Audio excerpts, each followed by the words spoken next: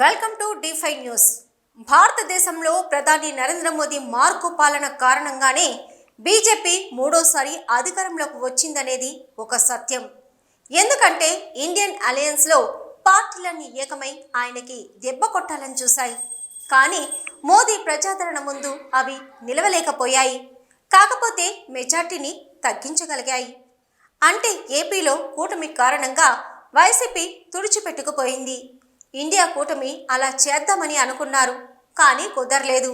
ఈ నేపథ్యంలో రాబో రోజుల్లో దేశ రాజకీయ పరిస్థితులపై D5 న్యూస్ ప్రత్యేక కథనం.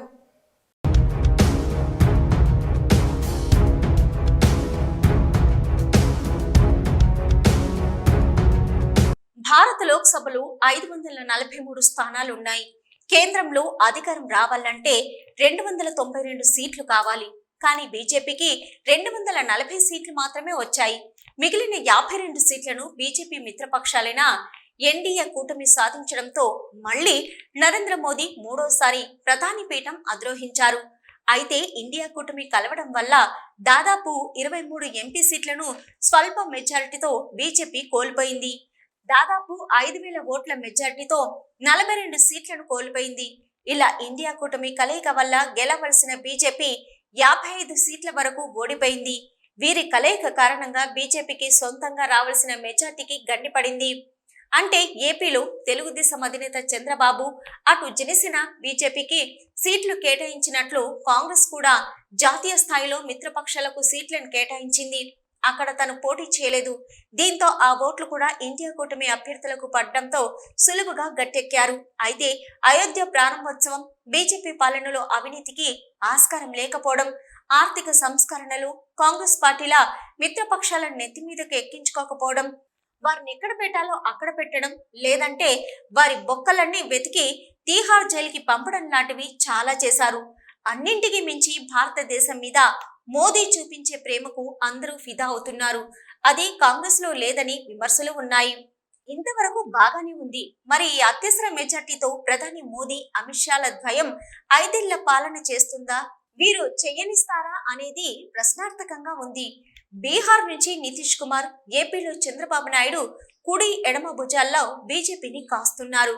మరెంతవరకు వీరు పల్లకిని మోస్తారనేది సందేహాస్పదంగానే ఉంది. బీజేపీ కూడా చేతులు కట్టేసినట్లయిపోయింది. ఇంతకు ముందులా వన్ సైడ్ నిర్ణయాలు తీసుకోవడానికి వెనకడుతున్నారు. 360 ఆర్టికల్ రద్దు, నోట్ల రద్దు ఇలాంటివెన్నో చకచకా చేసిన వీరు ప్రస్తుతం చేతులు కట్టేసినట్టు కూర్చున్నారు. ఇప్పుడు కూడా అలాంటివి ఉన్నాయి. వాటిల్లో ముఖ్యమైనవి మహిళా bill, one nation one card, ఒకే దేశం ఒకే ఎన్నిక, పార్లమెంటు సీట్ల పెంపు, హైదరాబాద్ రెండో రాజధాని ఇలాంటివెన్నో ఉన్నాయి. ప్రజలకు తెలియనివి ఉన్నాయి. వాటన్నింటినీ ప్రస్తుతం గండిపడేలాగా కనిపిస్తుంది. మిత్రపక్షాలు ఎదురు తిరిగితే అసలుకే మోసం వస్తుందనే ఆలోచనలో ఢిల్లీ బీజేపీ పెద్దలు గమ్ముగా ఉన్నారని అంటున్నారు. ఇక ఏపీ విషయానికి వస్తే బడ్జెట్లో అమరావతికి 15,000 కోట్ల రూపాయల ప్రపంచ బ్యాంకు రుణం తీసుకోవడానికి కేంద్రం అనుమతించింది. పోలవరం ప్రాజెక్టు పూర్తి చేసే బాధ్యత తమదేనని తెలిపింది. ఈ 2 మేజర్ పనులు అయిపోయాయి. ఇక చంద్రబాబు తను ఇస్తానన్న సంక్షేమ పథకాలను ఇవ్వడం, వాటికి నిధులు సమీకరించడం, సంపద సృష్టించడం, రహదారుల నిర్మాణం, మరమ్మతులు ఇలాంటి వాటిపై ఫోకస్ చేస్తారని అంటున్నారు. మరోవైపు బీహార్ ముఖ్యమంత్రి నితీష్ కుమార్ అప్పుడే అసెంబ్లీలో స్పెషల్ స్టేటస్ పై తీర్మానం చేసి కేంద్రానికి పంపించారు.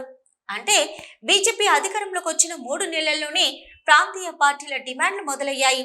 ఈ లెక్కన చూస్తే అలివికాని హామీలిచ్చి అటు కర్ణాటక, తెలంగాణలో అధికారంలోకి వచ్చిన కాంగ్రెస్ పార్టీ అధికారం కోసం నితీష్, చంద్రబాబుల కోరికలు తీర్చితే బీజేపీ అధికారానికి గండి పడుతుందా అనే అనుమానాలు వ్యక్తమవుతున్నాయి. మరోవైపు దేశ రాజకీయ పార్టీలకు సోషల్ మీడియా తలనొప్పులు ఎక్కువయ్యాయి. చెవుల్లో జొరుయిగల్లాగా తొలిచేస్తున్నాయని విమర్శలు ఉన్నాయి. ఒక రకంగా చెప్పాలంటే ఇవి రూమర్ ఫ్యాక్టర్ లాగా మారిపోతున్నాయని అంటున్నారు. దేశంలోని ప్రతి పార్టీలకు సంబంధించి లక్షలు కోట్లాది మంది ఫాలోవర్స్ ఉన్నారు. వారే వీటిని ట్రెండింగ్ లోకి తీసుకెళ్తున్నారు. అబద్ధాలను నిజాలుగా, నిజాలను అబద్ధాలుగా ప్రచారాలు చేస్తున్నారు. అంతేకాదు కార్యకర్తల పేర్ల మీద వాట్సాప్ సందేశాలను ప్రచారంలోకి తెస్తున్నారు. నేడు వాట్సాప్ సమాచారాలకు, సందేశాలకు ఎంత విలువ ఉందో అందరికీ తెలిసిందే. ఒకవేళ పట్టించుకోకపోయినా వాటికి ఎంతో కొంత ప్రభావం ఉంటుందని భావిస్తున్నారు. ఈ నేపథ్యంలోనే వీటికి కళ్లెం వేయడానికి అధికార పార్టీలు కంకణం కడుతున్నాయి. ఏపీ అసెంబ్లీలో సాక్షాత్తు పవన్ కళ్యాణ్ మాట్లాడుతూ సామాజిక మాధ్యమాలపై నియంత్రణ ఉండాలని, అది ఎలా ఉండాలో సభ్యులు ఆలోచించాలని చెప్పడం విశేషం.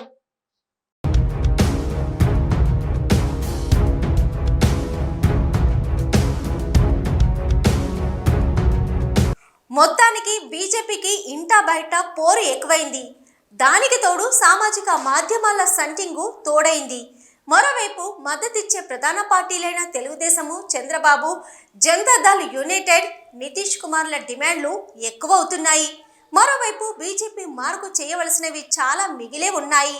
ఇక ప్రజలు కొద్దిగా మద్దతిచ్చుంటే ఈ పాటికి భారతదేశం ఎన్నో సంచలనాత్మక నిర్ణయాలకు వేదికగా నిలిచేదని నెటిజన్లు అంటున్నారు. బీజేపీ ముందరి కాళ్లకు బంధాలేశారని అంటున్నారు. మరిన్ని సంక్లిష్ట పరిస్థితుల మధ్య బీజేపీ ఎలా ఒడ్డుకు చేరుతుందో చూడాల్సింది.